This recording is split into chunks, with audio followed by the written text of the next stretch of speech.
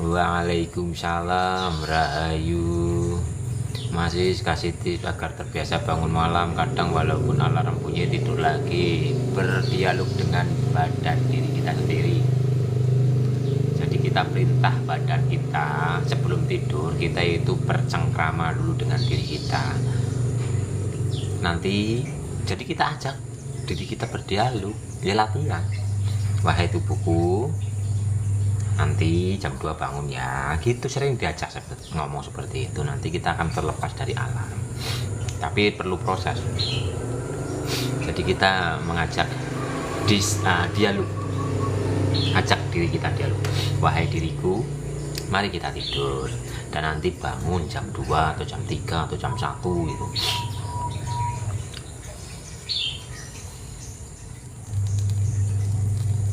Perlu dilatih.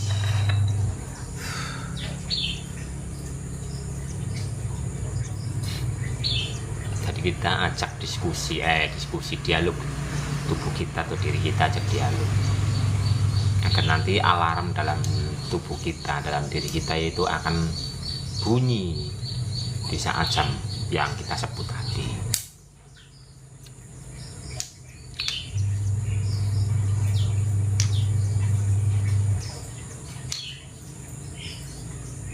Asal kita sudah sering melatih seperti itu, biarpun umpama nih kita tidur jam 1 terus jam 3 mau bangun, ya jam 3 ya bangun.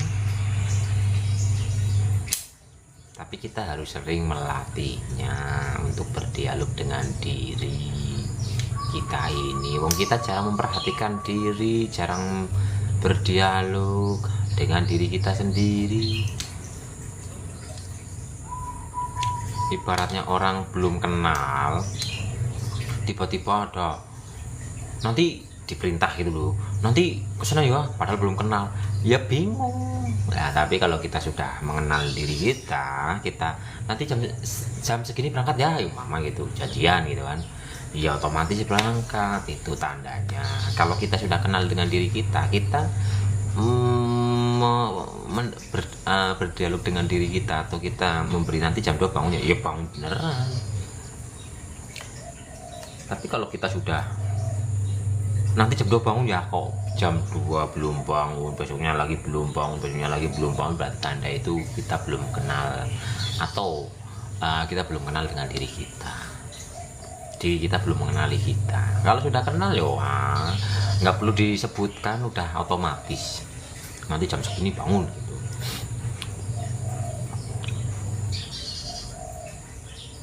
Biarpun nanti bangunnya mungkin digigit nyamuk, atau mau ke kamar mandi, atau selimutnya kemana kedinginan gitu, tapi intinya bangun. Lah nanti kalau awal-awalan umpama kita mengalarmkan diri kita jam 2 bangun, nanti ketika awal-awalan jam 2 mungkin bangun, tapi rasa malasnya masih ada gitu. Kadang bangun cuma ngeliat jam doang, tidur lagi karena masih ngantuk atau males dan sebagainya. Ya latihan, semua butuh latihan, berproses.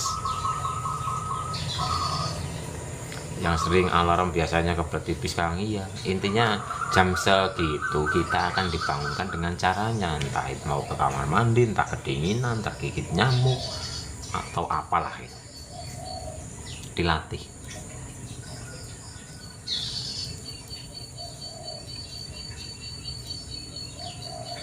Semua butuh proses latihan.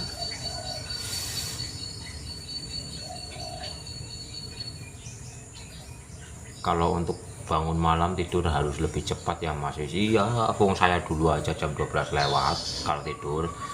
Sekarang saya sebelum jam 12 udah tidur.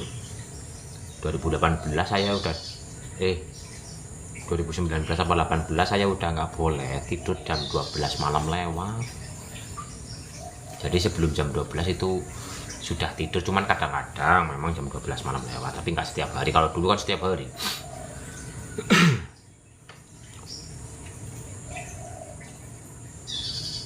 Tidur lebih kasih jam 8 atau jam 9 atau jam 10, bangun jam 2 kan udah kecukupan gitu lah untuk masalah tidur.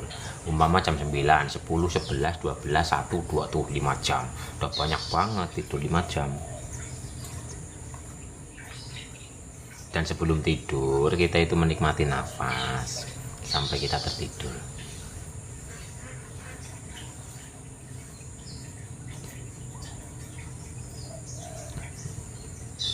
Terkadang dalam kondisi tidur pas subuh, terkadang raga ini tahu-tahu duduk sila dan gerak sendiri. Itu namanya ngelindur Bapak Ibu, karena alam bawah sadar kita itu masih bergerak, sehingga tanpa kesadaran tubuh kita itu bergerak. Jadi mulailah masuk ke dalam rasa, bukan hanya di akal pikiran saja. Itu kebiasaan dalam alam bawah sadar. Waalaikumsalam, rahayu sagung dumadi. Makanya orang-orang yang lindur dan sebagainya, yang katanya jalan sendiri, gerak sendiri dan sebagainya, itu raga memang istirahat. Tapi sininya nih, di sini ini belum istirahat, di sini masih ada aktivitas. Seperti contoh mati suri itu loh, mati suri itu raga itu sudah nggak berdaya, tapi sininya masih beraktivitas. Itu energi dalam kepala kita ini masih beraktivitas. Waalaikumsalam, rahayu rahayu. Sehingga orang mati suri itu katanya melihat ini, melihat itu dan sebagainya, itu sebenarnya adalah rekam jejak energi dalam kepala kita ini. Kalau yang sudah lost beneran udah nggak ada apa-apa, kosong, nggak ada pemandangan ini pemandangan itu, udah nggak ada rasa. Kalau dites tapi dengan alat gitu loh, kayaknya yang ada lah, harusnya alatnya yang untuk mendeteksi kinerja dalam kepala kita. Biarpun raga kita sudah tidak ada denyutnya, tapi kan aktivitas di sini yang sangat lembut itu masih ada. Itu yang disebut dengan mati suri. Sebenarnya belum mati.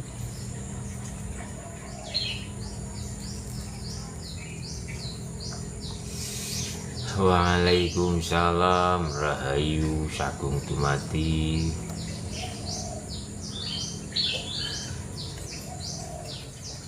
Jadi kalau ada alatnya yang untuk mendeteksi, untuk apa ya, melihat aktivitas yang ada di kepala kita ini, itu orang yang mati suri itu masih ada aktivitas dalam memorinya.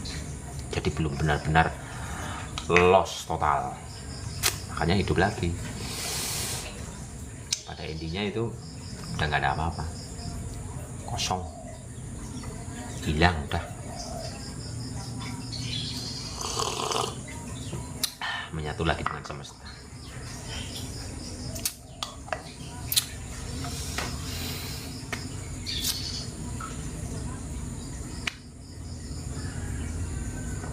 Energinya atau rohnya atau zatnya itu sudah menyatu dengan semesta. Kalau mati suri mati yang beneran kok.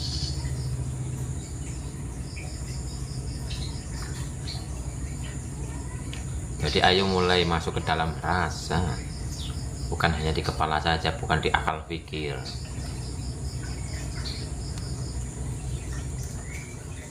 Kalau kita mainnya hanya di akal pikir saja, kita masih bisa terjebak oleh nafsu, karena di balik akal itu masih ada nafsu. Makanya banyak orang yang cerdas tapi masih ditumpangi oleh nafsunya.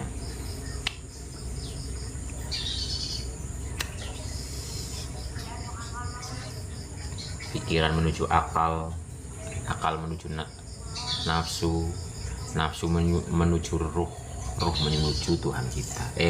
Akal, nafsu menuju hati, hati menuju roh, roh menuju yang tak bisa disebut.